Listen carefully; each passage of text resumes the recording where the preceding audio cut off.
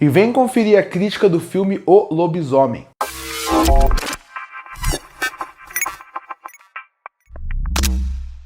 E aproveitando que está chegando agora em 2025 nos cinemas o filme O Lobisomem, eu resolvi voltar a fazer crítica de um filme que na época chamou muita atenção, chamado O Lobisomem, lançado em 2010. Ele chamou atenção por dois motivos. Primeiro, vale sempre destacar, O Lobisomem é um filme clássico, o Lobisomem é um monstro clássico, então isso chamou atenção porque ele se ligava diretamente ao filme clássico, e mais do que isso, o elenco. O elenco tinha Benício Del Toro, Anthony Hopkins, Emily Blunt, você também tinha Hugo Weaving, além de outros atores conhecidos. Mas olha a quantidade de nomes. Só de ter o Anthony Hopkins já merece atenção para qualquer filme. O resto do elenco também é maravilhoso. O Hugo Weaving sempre está muito bem, Emily Blunt é uma atriz excelente, e o Benício Del Toro é um ator que às vezes erra, mas ele também tem seus momentos. E aí eu fui assistir o filme em 2010, já não gostei dele, revendo hoje, acho ele pior ainda. Ele é aquele filme que ele tem uma estética muito interessante em relação a uma coisa mais vitoriana, uma coisa mais do passado, como trabalham muito bem esse elemento. Inclusive, visualmente, não tenho o que falar do filme. A reconstrução de época é muito boa, algo que é esperado de um filme que custa milhões. Então isso realmente vale um destaque. Como a reconstrução de época acaba fazendo com que você entre mais no filme.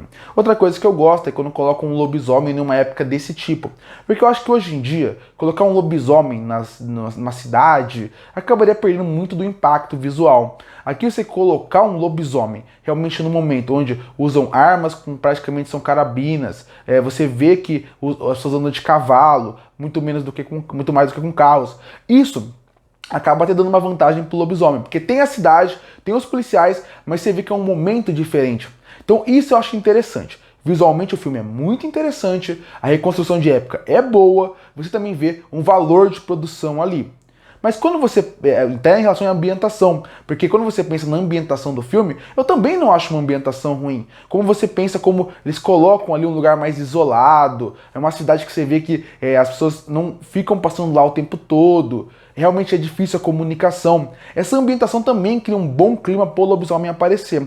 E as duas primeiras cenas do lobisomem são interessantes, porque usam um conceito que eu acho bom, que é esconder a criatura. A primeira cena, ela praticamente mostra um lobisomem em primeira pessoa, então a gente praticamente não vê ele, só vê as garras ou alguns relances. A segunda cena também é isso, a gente vê só ele correndo em volta, mas a gente não chega a ver o lobisomem.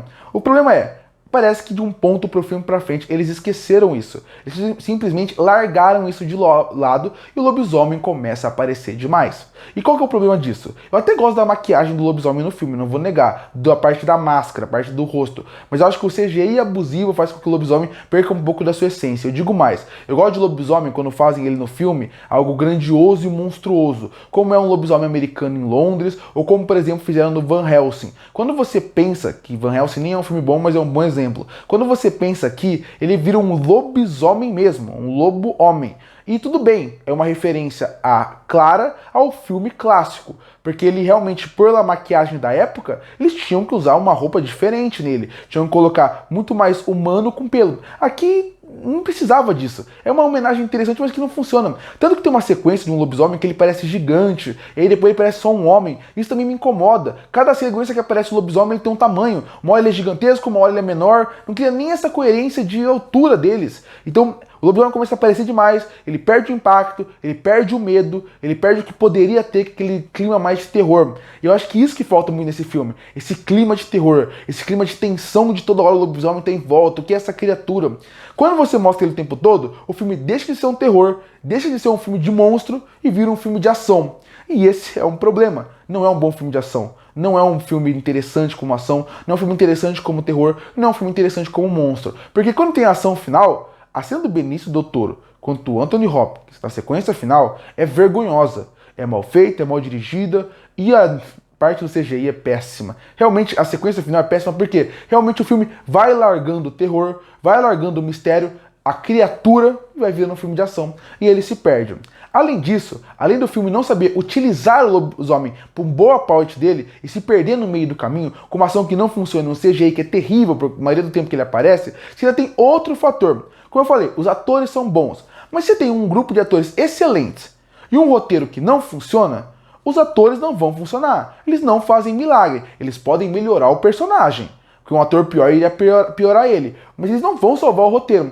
E esse também é um problema. Os personagens aqui são muito mal escritos. Muito mal escritos mesmo, em relação a como eles são trabalhados, desenvolvidos, escolhas que ele tem em relação ao filme mesmo. Você acaba tendo que ter dúvida. A relação de amor com um personagem com o outro é forçada, é mal trabalhada, é mal desenvolvido, tem diálogos que são mal feitos. Então esse é outro problema do filme. Os personagens não são ruins como um todo em questão de conceito. Os atores melhoram ele, mas quando você pensa no roteiro, em como ele vai trabalhar esses personagens, aí é que vive o calcanhar de Aquiles, porque eles são chatos e desinteressantes. A burrice deles incomoda, e essa coisa que incomoda vai fazendo com que você não torça por eles. E se você não torce por eles, se você não se importa com eles, por que você vai querer acompanhar esse filme? Exatamente isso que acontece aqui. Não são bem trabalhados, não tem química, não funcionam, e a partir daí acabam fazendo com que os personagens não sejam interessantes. De novo, Emily Blunt, Anthony Hopkins, só esses dois, você não precisa fazer muito para eles entregarem excelentes personagens. E o roteiro consegue fazer com que eles não entreguem. O Anthony Hopkins faz o melhor que ele pode, a Emily Blunt também. O roteiro não ajuda. Então esse é outro problema, os personagens não funcionam. Além do lobisomem não ser funcional o filme inteiro, os personagens não funcionam. Sem contar que o roteiro tem algumas conveniências que me incomodam. Como a sequência que o Anthony Hopkins entra na cela e conversa com o personagem do Benício Del Toro, que é o protagonista. O diálogo dessa cena é tão fraco. E como ele é tão genérico. E mais do que isso, ele é tão... Você tem que aceitar muito que ele chegou lá, como ele conversou com ele daquela forma. A sequência também, que o médico vai provar para as pessoas que ele não é um lobisomem, também é muito mal feita. É uma sequência de eles não conseguirem abrir a porta, parece uma sequência de sitcom, como é feito ali. Realmente não funciona. A trilha sonora cria um clima interessante pro filme. O filme tem alguns momentos bem dirigidos, principalmente no começo, quando envolve esconder o lobisomem. No final, quando vira uma ação, o diretor visualmente não sabe trabalhar a ação.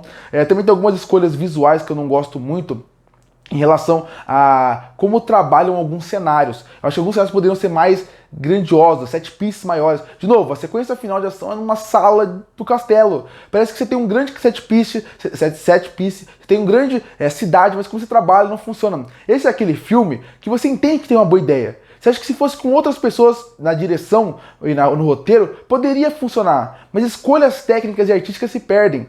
Como largar o lobisomem, como não trabalhar bem os atores, como a sequência final, como não dar vida pra cidade. Quando eu falei que o filme é uma boa ambientação, ele é uma boa ambientação para criar um clima de terror pro lobisomem. Mas cria uma ambientação que é jogada fora. A cidade também não é muito bem criada, a ambientação. A ambientação é boa pro lobisomem para um filme de terror. Quando você larga isso e vira um filme de ação, a ambientação não funciona mais. Quando você mostra a ambientação da cidade, mas a cidade não parece viva, você também perdeu um pouco da ambientação. A única coisa que eu gosto, outra coisa que vai destacar do filme que é boa até, é como eles tentam explorar um pouco mais a história do lobisomem, que veio de fora, como começou tudo aquilo. Que também, a explicação é boa quando você pensa muito, parece uma explicação boa. No filme O Lobisomem, ele é um filme ruim. Ele não é o pior filme do mundo, ele não é o pior filme de terror que eu já vi, nem de ação, mas quando você pensa no potencial que ele tinha, ele é muito triste. É um filme fraco, é um filme ruim, mas não é um filme terrível. Concluindo, O Lobisomem de 2010 tem um elenco excelente, que é muito mal utilizado. Tem um começo muito promissor, mas que também é jogado fora quando mudam a temática do filme. Tem personagens que não funcionam, tem praticamente uma sequência final de ação que é uma vergonha alheia, conveniência de roteiro. Esse é aquele filme que realmente deveria cair no esquecimento. E por isso que eu fecho o filme O Lobisomem de 2010 com uma nota 4 de 10. Curte ou fortalecer o canal, se inscreve para não perder os próximos vídeos. E aí, o que acha do filme O Lobisomem? Você gosta ou não? Comenta aqui embaixo. Eu volto no próximo vídeo.